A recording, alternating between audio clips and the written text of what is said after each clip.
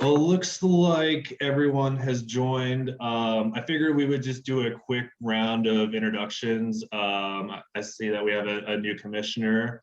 Hi, Jeff. I'll kick it off. I'm Kyle Sandor. I'm the CDPHE project manager for California Gulch. I'll pass it along to Colleen. I'm Colleen Brisnahan. I'm the Superfund and Site Assessment Unit Leader at CDPHE.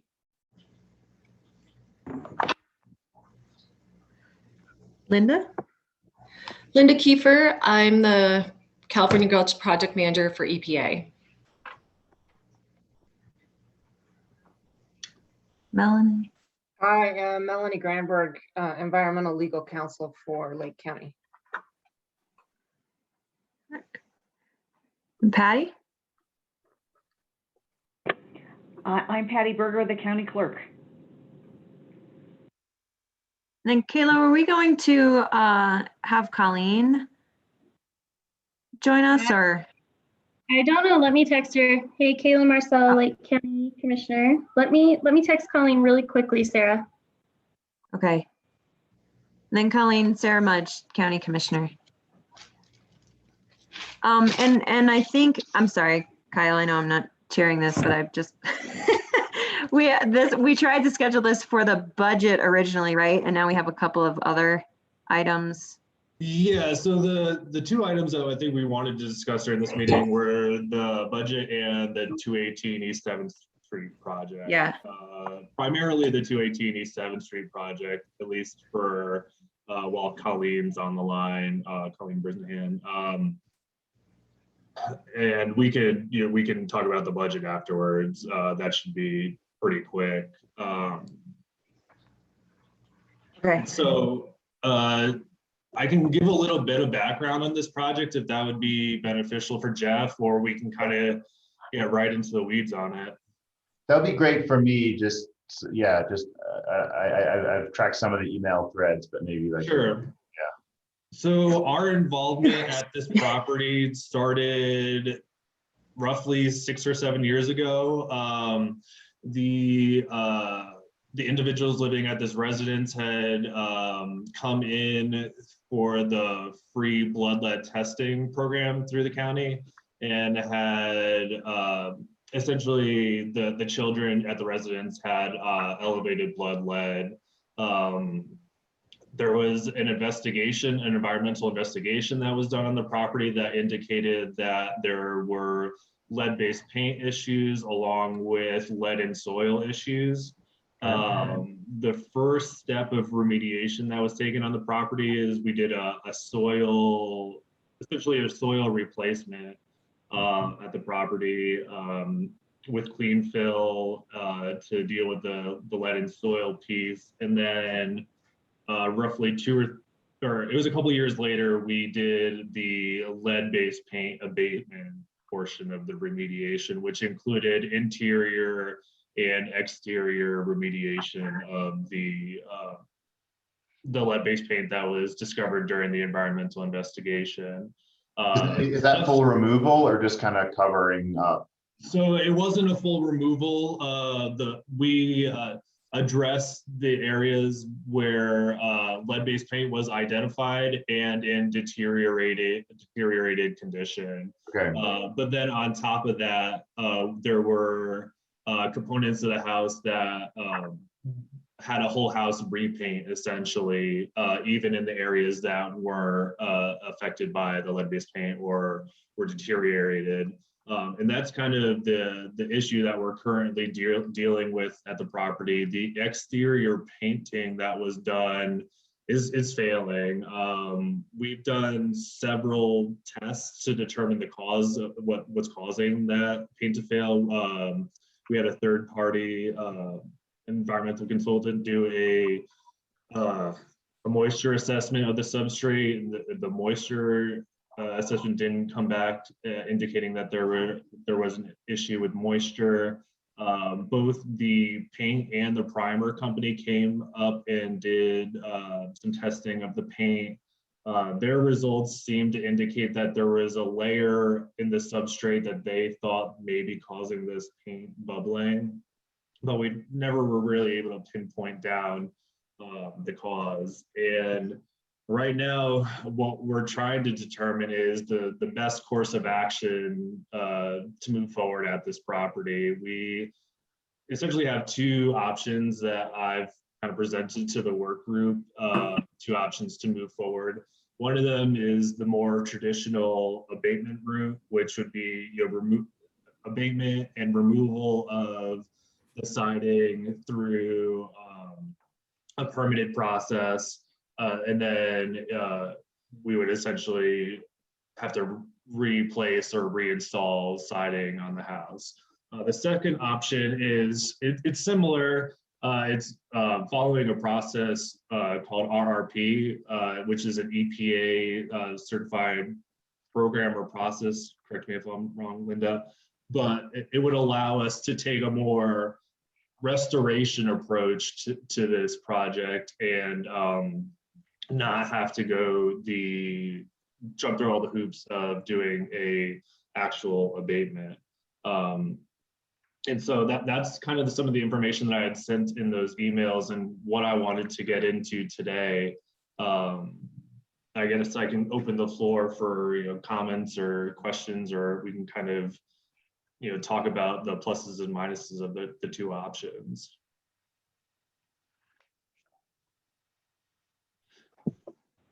So I could start it off, and my opinion is that we should pursue the RRP option. It is the more expensive option, I believe, but after the many conversations I've had with the company that has put together the proposal for that work, I think it's the most cohesive option that we have and will give the best and quickest result for the homeowner. And the timing of it is, I know, crucial for the homeowner. She's made it very clear that she wants this issue resolved as quick as possible. And I do think that going the RRP route would be the quickest and best option. So a question for you, Kyle, and just a clarification. I mean, whether you have to do lead abatement depends on the purpose for which you're conducting the project. Right. So we have to be careful about that. And I think what we're trying to do here is stabilize or repair the paint on this house. We're not trying to abate lead-based paint anymore, right? That's already been Well, done. that's if we go the RRP route. If we go the earth services abatement and the actual abatement route, then yes, we would be pursuing actual abatement. But yeah, you're correct. Under RRP, we're not necessarily pursuing an actual abatement. It's more restoration, stabilization.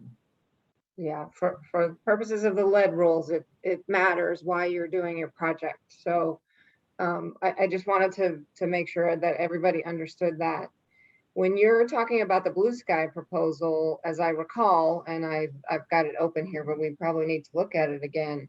I mean, they're recommending significant roof repairs, window replacements. I mean, the improvements to this house will be significantly more than the value of the house, as I understand it from previous discussions. And I want to make sure that everyone is aware of that as we go into this conversation. Yeah, that's correct. So right now, or at least as of a couple weeks ago, when I checked the Zillow value of the house, it was around $215,000. The proposal that we're looking at entertaining for the blue sky option is $208,000.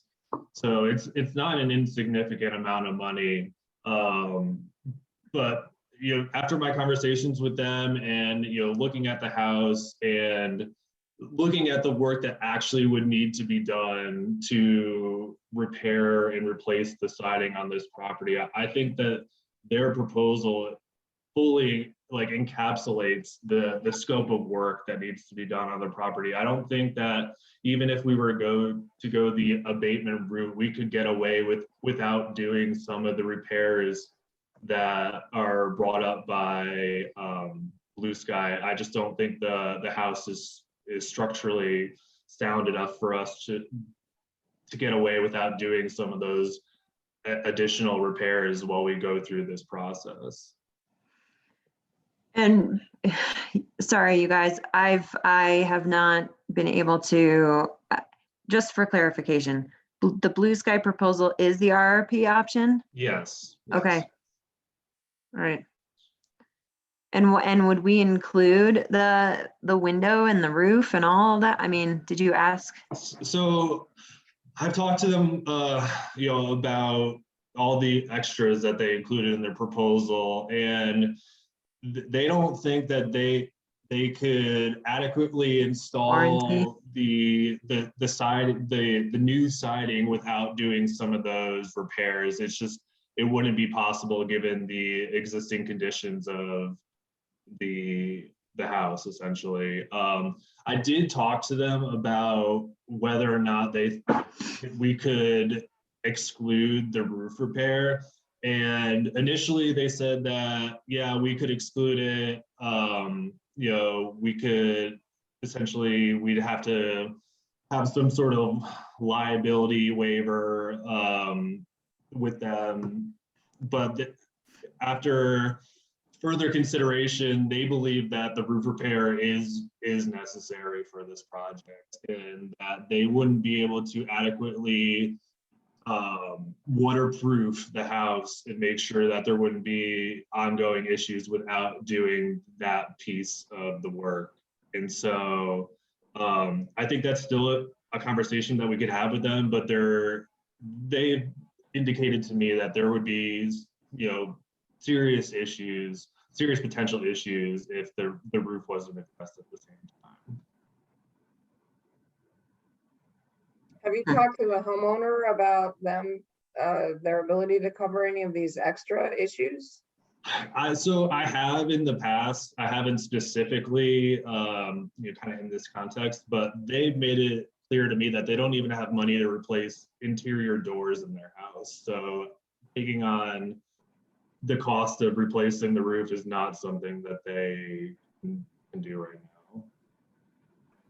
So Colleen and Linda, you guys may be more familiar with this than me, but oftentimes, when EPA does a cleanup and somebody gets an added benefit from the cleanup that the government agency does, there's a windfall lien applied to the property for the difference between, the benefit that the property owner gets because of the cleanup. And this strikes me as a situation where there's going to be a significant added benefit for the extra work that is being done that has really nothing to do with the lead-based paint or the project as it was initially started. I don't know whether such a thing could even apply in this case, but it's something that comes to mind. I don't know, Linda or Colleen, if you have thought of that or if you have ideas about that. Actually, it's not anything that I'm familiar with, so I can ask our attorney, Kayleen. I know that in the past, there have been homes up in Leadville that we have put maybe even over $200,000 in the cleanup, and we didn't do a windfall lien back then, but I can talk to Kayleen and see how that would apply. Yeah, in I would this just be, situation. yeah, I just would be curious to know if it's an option. Okay. Yeah, and it may complicate the fact that these are settlement funds, so they're not, something that's coming from EPA pipeline money, and so it may make a difference. Yeah, it's just an idea. I don't. Yeah. So I'm Yeah, not because the familiar- last thing you want is the homeowner to turn around and sell the property for a higher value now that it's repaired. I agree that we should have some way to recoup any profit that could be made from it if we could do that. All right, I think you guys just answered my question. I wasn't really familiar with what the windfall lien, like what that mechanism would be, but it would essentially be a way for us to get back any profits they would get from selling the property. Yeah, I mean, in the traditional Superfund context, if the government comes in and cleans up your property, say your property's worth $50,000, They come in and clean it up and do restoration work, and then you turn around and sell it for $100,000, and that, you know, added value is due directly to the government's work. The government has the right in the Superfund context to place a lien on the property and recoup those profits from you. Don't know if it would apply in this situation. It needs to be researched. How is that value determined, Melanie? Do we just set a strict dollar amount, or is it a percentage of the profits? I would want to talk with Kayleen about how they normally do it. I've not actually had a client have a lien exercised against them. So I think Kayleen could probably tell us. And just to be clear, I think I'm thinking more along the lines of it probably would be, I don't know, I imagine it might be smoother or more palatable if it was just a clear, you know, smaller number rather than negotiating with the homeowner, trying to say like, we're going to take 50% of, you know, some profit. But I understand that logic, and that seems to be I don't know, might be applicable. I think it would be hugely beneficial in this case. Yeah. Does anyone know what the balance of the fund is? There's about I think it's just under $3 million. Colleen, you have a question? Yeah, good morning. I apologize. I didn't recognize that this meeting was happening today. And so I'm trying to get some of my staff on because, you know, I have the question of, you know, where are we at with the, you know, child in the home, and as far as their blood level, and then I would highly encourage you to put in that contract, if you will, because this family has shared that they've been looking to move. You know, in the past year, obviously COVID has changed a lot of where maybe people were at prior, but my point is that they have been very vocal about, yeah, we're ready to get out. And so I still, as you guys know, continue to struggle when we know these folks are looking to step out. And if this isn't impacting, you know, the child's blood lead level, and we're doing this huge renovation for somebody coming in that may or may not have a family, is, you know, still my sticking point. It looks like Jackie's jumping on, which is our environmental health person, which wouldn't have those numbers. I'm hoping our nurse can jump on just to see if that family's been following up with us in the sense of, you know, blood lead level and everything else. Yeah, I know after our last quarterly call, we were trying to have their personal doctors send the most recent results they had for the kids, because that's where homeowners been bringing them to be tested. And Colleen, I think I appreciate your concern, but I think at this point it's kind of the lesser of two evils to really resolve the overall issue, because otherwise it's going to be sloppy either way. Yeah, and this is the first I've heard of them wanting to move. My understanding and my conversations with the homeowner has been that they intend to stay, and they want their home fixed so they could potentially start some at-home businesses and so forth. So my understanding is that they plan to stay.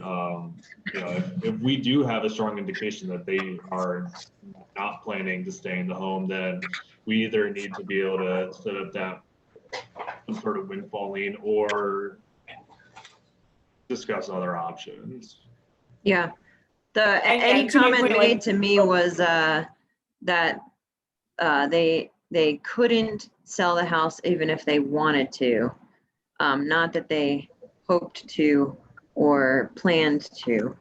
So that was my understanding, is that they were essentially stuck. Yeah, I have the same understanding because of the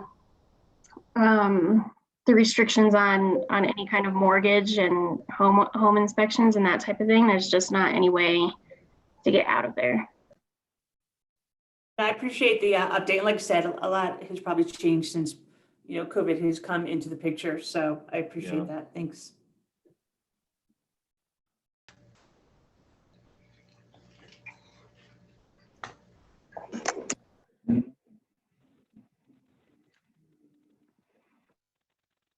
So, so the RRP is one option. Yes, so the other option is essentially the abatement option. I've got a rough order of magnitude estimate from Earth Services abatement, which is significantly lower, but doesn't nearly encapsulate the scope of the project. I think that there would be a lot more costs than is kind of indicated in those proposals that would come up. And I don't think that in the long run that option would end up being that much cheaper. Well, to be fair and full disclosure, Earth Services reached out to me and indicated that they were waiting for a scope of work against which they could provide a more firm bid.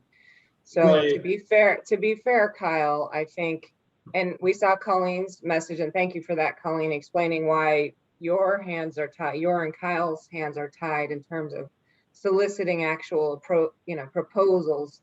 I think we were a little bit confused, or at least I didn't appreciate the restraints on what Kyle could do. I thought he was getting bids for the work. So if you wanted a tighter number from ESA, I think you could get one, but we would have to provide a scope of work.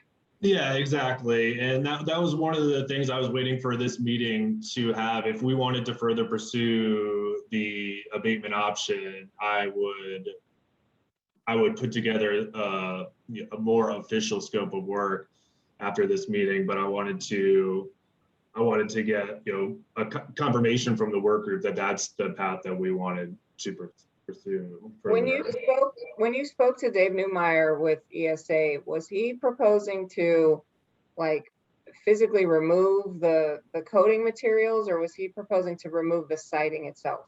I had asked him to put that. I asked him to put that rough order of magnitude proposal together for removal of the siding, complete removal of the siding, down, the removal of the wood completely. Okay. And does his proposal include replacement siding? So he did have in that email, he did indicate that he had a rough estimate of $50,000 to do the siding replacement. But there again, there's I think that some of the pieces that are included in the Blue Sky proposal, like the roof repair, the window well repair, the front porch awning repair, those are kind of costs that aren't captured in those numbers.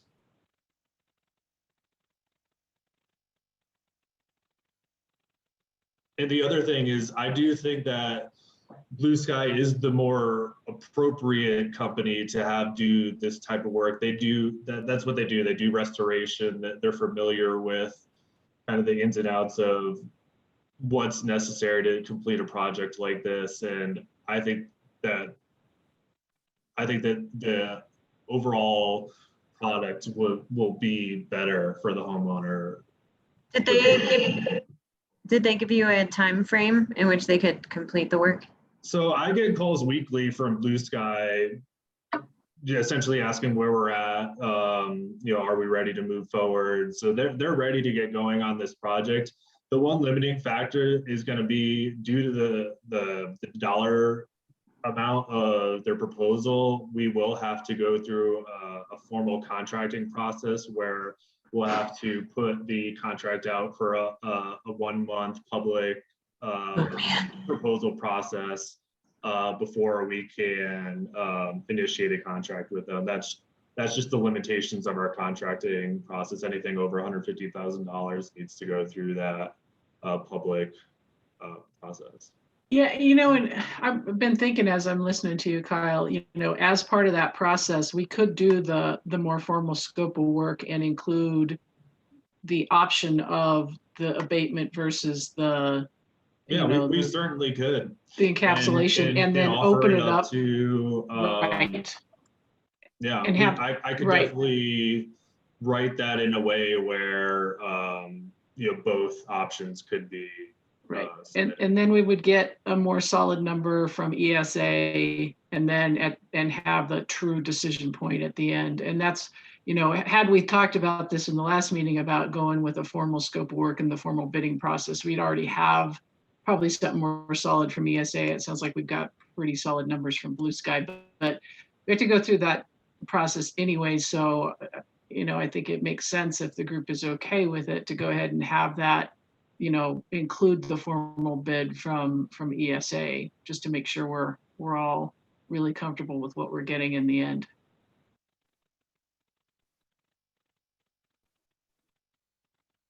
I think that sounds fair, and looking into that windfall lien options, would that, and that would go back to the LCCHP fund, correct? Or would that be? Well, ideally, yes, it would go back to that. Okay. And just to put a finer point on this, I mean, if the purpose is to remove failing siding and not to abate lead-based paint, ESA could potentially do the project pursuant to RRP as well.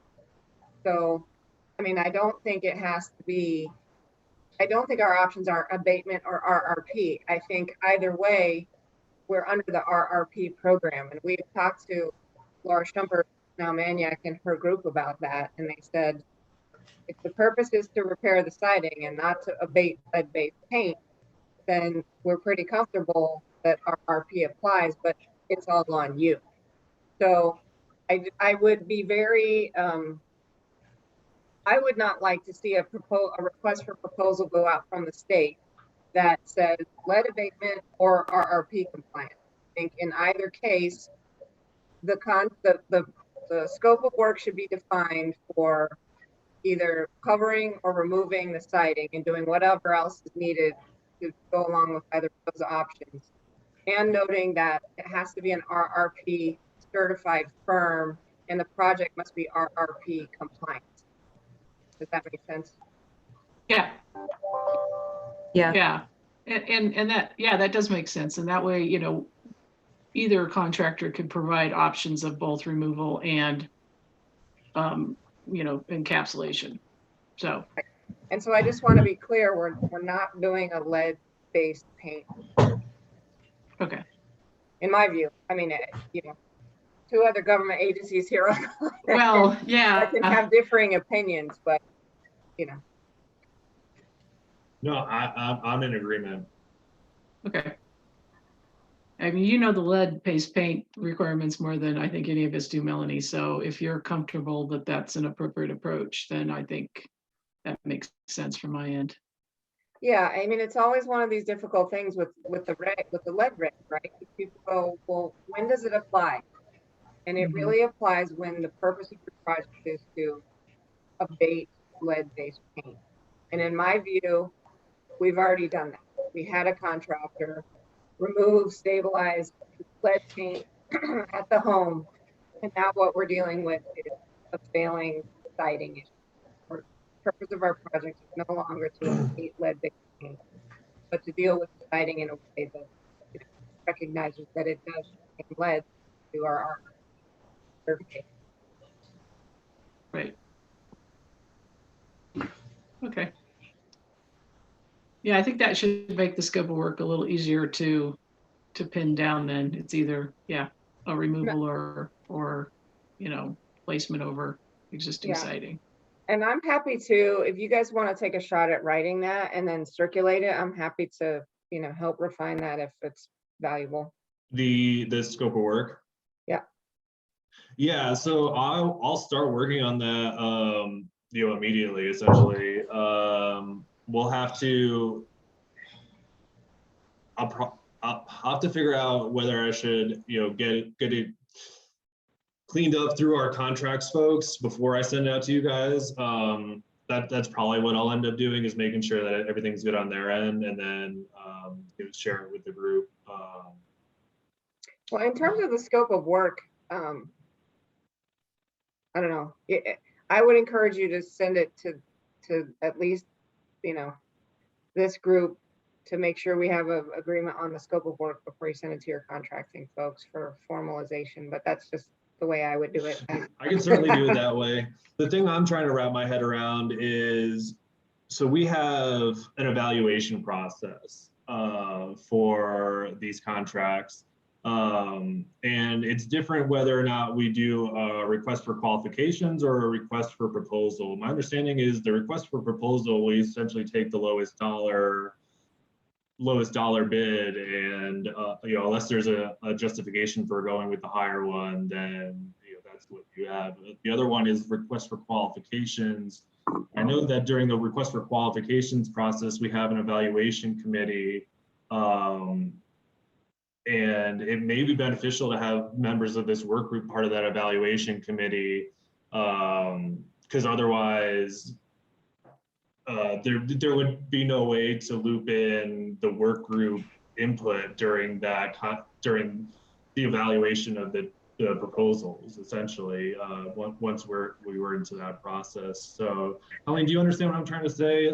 Yeah. Traditionally, with our contracts, we do have a specific evaluation committee, and there's a ranking, process we go through with our contracts folks. And so, I don't know that we could. How would we include the whole work group in the evaluation of these contracts going that process? I don't see a really good way of doing it.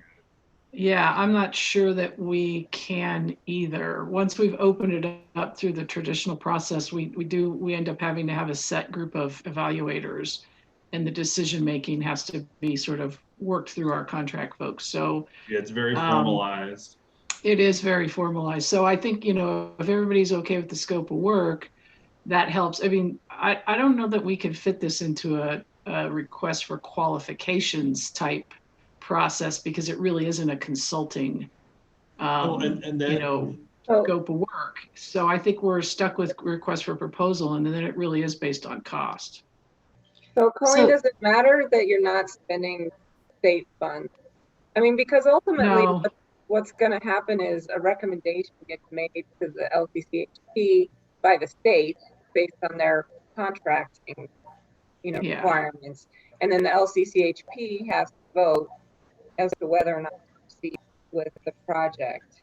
And I don't think that process would work with our RFP process.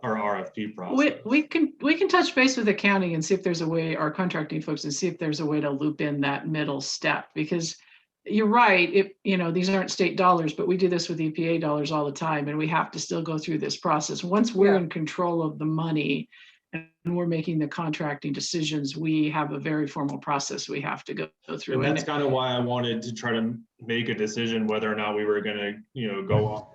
Essentially, where we were going to go during this meeting, RRP or abatement, because it would make that contracting more straightforward. But if we're still choosing between removal or covering, then that makes a little more complicated for the final evaluation. It's not just straight price, it's also scope. We're choosing a scope versus just choosing the price based on a set scope. So it does make it more complicated. So I'm not sure how we work that in, because it does, I don't know, are we limited to the size of the evaluation panel? Can we have a 10-person evaluation panel? If we're able to do that, then we can use this group as the evaluation panel. Yeah, I don't know. Kyle, when we did the state contracted the work for the repository, which was LCCHP money was part of that. And so I was on the committee, and I think one of the county commissioners was on that panel. I think we only had at the max 4 people on it. So we have done it with LCCHP money before. That's good to know, because the last thing we want is for, us to put this out, to get these proposals, have them be astronomical, and then have the LCCHP not have any say in whether or how the project goes forward. Exactly, and that's the issues I started thinking about when we were talking about putting, including both in that proposal. As far as I know, there isn't any limit to the evaluation committee size. So, everyone could, everyone that's on the work group could be involved. And I'd be more than happy, it actually would make my job easier in terms of the evaluation piece of it. It would be a time commitment and, a commitment of the work group to be a part of that evaluation process. Typically, the way it works is we'll put the RFQ or RFP out. It has to be publicly available for a month. And then we are given the proposals that we received, and we use a numerical scoring system to evaluate those proposals. And so that scoring, that numerical scoring, is what I would have the work group participate in as part of the evaluation committee. Well, based on the difficulty you've had in getting people interested, I don't think you're going to get a flood of proposals. No, I certainly don't. I don't think it's going to be a large endeavor. In fact, I just put out an RFQ for RIFS in Clear Creek, Central City, Clear Creek, and I think we're going to get a ton of proposals.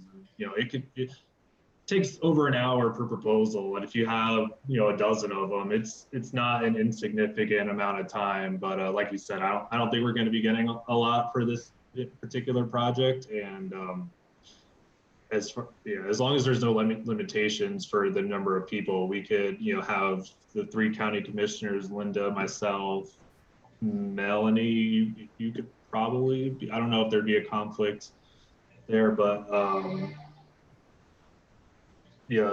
we could definitely make sure that at least at a minimum, myself, Linda, and the 3 commissioners are part of the committee. Okay, so it sounds like is there a consensus to put out that RFP to not include abatement, right? And to have but some larger scope of work to look into applying a windfall lien if we're able and appropriate, and then what level of recoup would be fair. And then I also kind of want to circle back but not go down too far down another rabbit hole. I know Linda has to leave, I think, at 9 or for a 9 o'clock meeting, and we all probably need to get on with the day as well. But I kind of just want to maybe take a few minutes to just touch on Colleen Nielsen's statement, because as far as I understand, there's really not an option to not do anything. And I was kind of feeling like that was maybe, Colleen, your maybe the start of your argument. So do we need to address that for public health? No, take a few minutes. Yeah, no worries. No, it's not do nothing, but to me, it's truly, to the heart and the nature of this program is, abatement and the impact it has.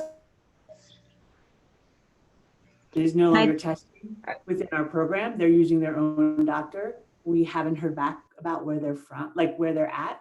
With that was my only piece. And, I'm not alone in the sense that that person has shared that they were moving. But like I said, that was a year ago, pre-COVID. We've all lost a year, and obviously so much can change.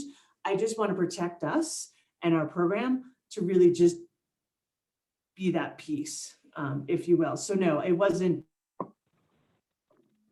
Okay. No, that's a considerable amount of work done already in this location. And so now when I hear that conversation between abatement versus, well, we're going to do, we're going to put an RFP up that has nothing to do with abatement, and now it's just upkeep repair stuff.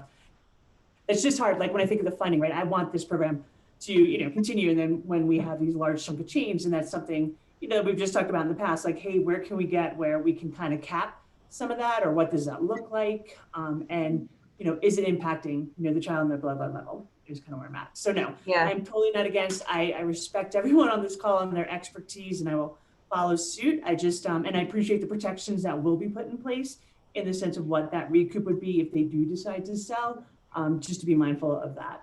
So that is all I was saying. Thank you for the opportunity to clarify, Sarah. Okay. Okay. Yeah, good. And Colleen, I mean, I think that's, you know, the point is not lost that we realized to look at some of those policies and procedural language and documents moving forward so that we can kind of try to prevent the same scenario from happening again. But okay, thanks for that, Colleen. So is there a consensus? So my understanding is I'm going to work on the scope of work so we can put out the RFP or RFQ, whatever it ends up being, and that we're going to keep the language, you know, vague enough where we can, you know, have potential, you know, abatement options, but word it in a way where we make sure that at a minimum that an RRP certified firm is doing the work in, you know, that following the RRP process. Yeah, I mean, just to be clear, I don't think we need to be vague. I think the opposite, we need to be express that our desire is to remove or cover the siding from this home because the paint is failing. And so we don't even have to say because, right? Our intent is to remove or cover the siding from the home. And whatever work has to flow from that would be included in the project. And because we know that there's lead-based paint under the existing exterior paint, it must be an RRP certified. So I think if we just sort of put the idea of abatement out of our mind, even though we're covering and or removing the lead when it comes along with the siding, that's how we want to describe this project. So remove or cover the siding, everything that goes along with it must be an RRP certified firm because we know there's presence of lead paint. And that's as simple as that message really needs to be. Yeah, I agree. And, you know, we could allow contractors to give a cost for both and explain why they think one option might be preferable over the other. Right. But I do agree, we want to limit to just removal or cover. Right. So moved. So I'm going to try to put together that scope of work within the next day or two. And great. I'll circulate that to the work group first before I have our contracts folks look at it. Okay. Yeah, I'm just gonna have to look into it a little bit. I have a lot of language already for the abatement and kind of the Reg 19 standards and everything like that. I need to do a little bit more digging into some of the RRP standards requirement language, but definitely, hopefully by the end of the week, I should have something out to the work group, at least a draft for people to look at. Linda, is the windfall lien piece something that you can provide us with some more info on, or who's? Yeah, I've already emailed Kayleen and I got that started. Perfect. So I'll get more information on that. Thank you. And as soon as I have something, I'll just send it out to the group via email. All right. So is Colleen, there? do you think there's anyone at CDPHE that I need to reach out to in contracting regarding that windfall lien? Well, I think if the money's just going back into the fund, I mean, we can ask, let's wait to hear what Kayleen says, and then, because it's more of a legal question than a contractual question. I'm just wondering, I was wondering if it needed to be written up as like an exhibit or a provision within that contracting language. No, I don't think it has anything to do with the contract at all. I think it's okay. It's a separate issue with the property owner. Oh, okay, that makes more sense. Okay. Yeah.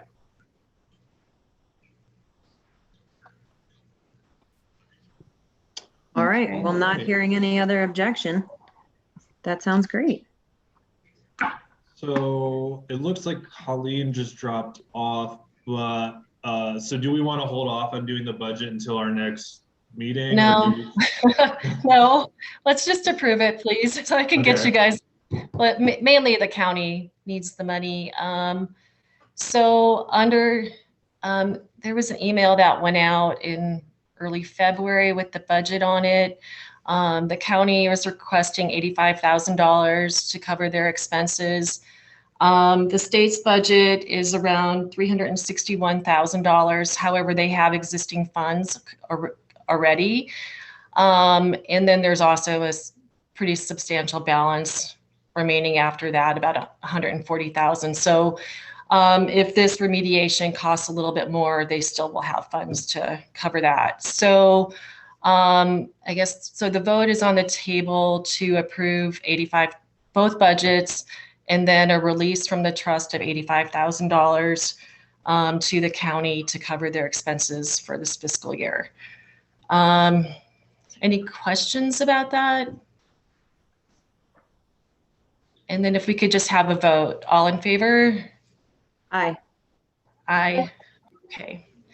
All right, I will get that out, start the process. It usually takes about 2 weeks, and I'll be contacting someone from the county just to verify their wire instructions, and we'll do this in post-COVID or COVID times and see how that one goes, but it should go smoothly.